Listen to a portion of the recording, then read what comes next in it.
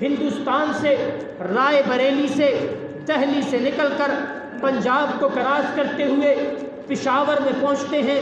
پشاور کو انگریزوں سے آزاد کروا کے اس راستے سے ہوتے ہوئے بالا کوٹ کی دھرتی تک پہنچتے ہیں۔ وہاں پہ جام شہادت نوش کرتے ہیں۔ ظاہری اسباب نہیں تھے، لیکن ان کی محنت سے آج میں اور آپ آزاد فضاؤں میں سانس لے رہے ہیں۔ شاملی کے میدان میں شہید ہونے والے حافظ ضامن شہید کو دیکھیے، وہاں پر جنگ آزادی کو دیکھیے۔ حاجی امداد اللہ مہاجر مکی رحمت اللہ تعالی علیہ کی شیخ کی سربراہی میں لڑی جانے والی وہ جنگ آزادی، جس جنگ آزادی کے لیے یہ مدارس پہ بیٹھتی چٹائیوں پہ بیٹھنے والے وہ چند علماء ہی تو تھے جنہیں دنیا حجت الاسلام والمسلمین، قاسم العلوم والخیرات، منبع انوارات و برکات، صاحب آب حیات، بانی دارالعلوم دیوبند مولانا محمد قاسم نانوتوی کے نام سے یاد کرتی ہے، جنہیں دنیا حضرت قطب الاقطاب حضرت مولانا رشید احمد گنگوہی کے نام سے یاد کرتی ہے۔ آج ان کی تاریخ پوچھنی ہو، انگریز سے جا کے پوچھئے جسے انہوں نے جنگ آزادی میں ناکوں چنے چبائے ہیں۔ ظاہری اسباب ان کے پاس بھی نہیں تھے، بیٹھنے والے مدرسے کی چٹائیوں پہ تھے، قال اللہ قال الرسول پڑھنے والے تھے، دنیا کی سپر پاور کے ساتھ ٹکرا گئے۔ آخر انگریز کو مجبور ہو کر اس ہندوستان سے نکلنا پڑا۔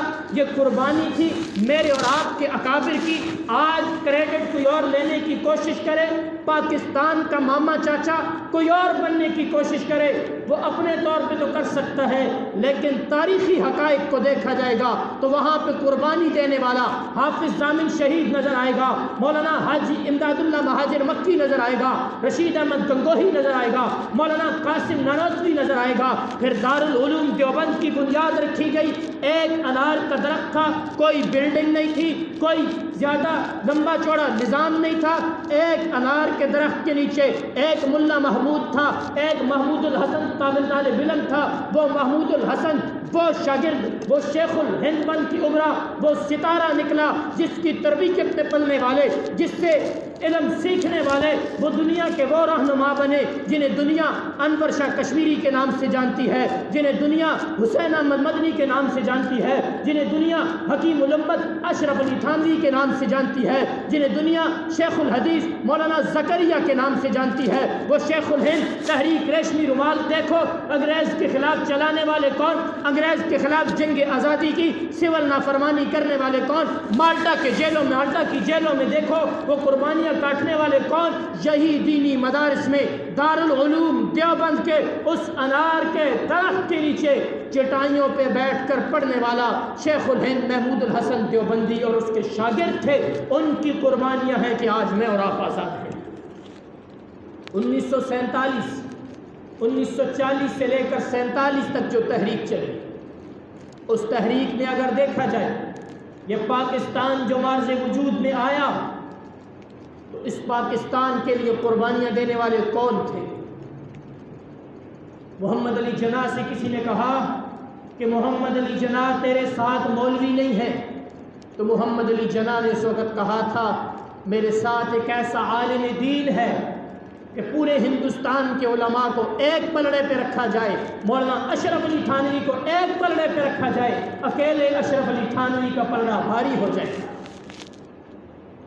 اور پاکستان جب بن گیا، مشرقی پاکستان، مغربی پاکستان، ان میں پرچم لہرانے والے ظفر احمد عثمانی، شبیر احمد عثمانی، یہ انہی مدارس کی چٹائیوں میں پڑھنے والے دارالعلوم دیوبند کے فیض یافتہ طلباء کرام اور علماء کرام تھے۔ علماء کرام کا کردار ہر دور میں رہا۔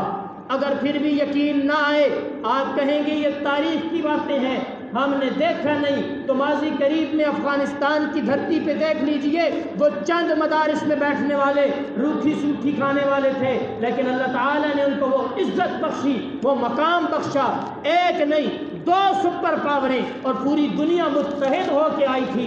گھٹنے ٹیکنے پہ مجبور ہوئی کہ نہیں ہوئی؟ کل روس ٹکڑے ہوا، آج امریکہ گھٹنے ٹیکنے پہ مجبور ہو گیا اور واپس اسے واپسی کا راستہ نہیں مل رہا۔ تھے کون تھے؟ یہی دینی مدارس میں بیٹھنے والے چند ٹکڑے کھانے والے طلباء تھے جن کو ہم نے قوم جن کے حوالے کی، انہوں نے تو ہمیشہ اس قوم کو، اس وطن کو، اس ملک و ملت کو لوٹا ہے، اور جن پر ہمیشہ ہم نے جن کی مخالفت کی، جن کی غیبتیں بھی کی ہیں، جن پر تبرے بھی کیے ہیں، جن کے خلاف بکواس بازی اور تبرہ بازی کے بازار سرگرم کیے ہیں، میڈیا پر جن کے خلاف پروپیگنڈے ہوئے، میڈیا سے ہٹ کر چوک میں جن کے خلاف پروپیگنڈے ہوئے، جن کو جیلوں میں ڈالا گیا، جن کے خلاف انتظامی امور پر بھی پروپیگنڈے کیے گئے، لیکن جب ملک و ملت کو ضرورت پڑی، اسلام کو ضرورت پڑی، اس وقت اسلام کے لیے، قوم کے لیے، ملک و ملت کے لیے آگے آنے والے تھے تو یہی دینی مدارس کے علماء اور طلباء تھے۔ اور انشاءاللہ العزیز آج 28 مئی ہے، 28 مئی 1998 کو پاکستان ایٹمی طاقت بنا تھا۔ ہم یہ کہتے ہیں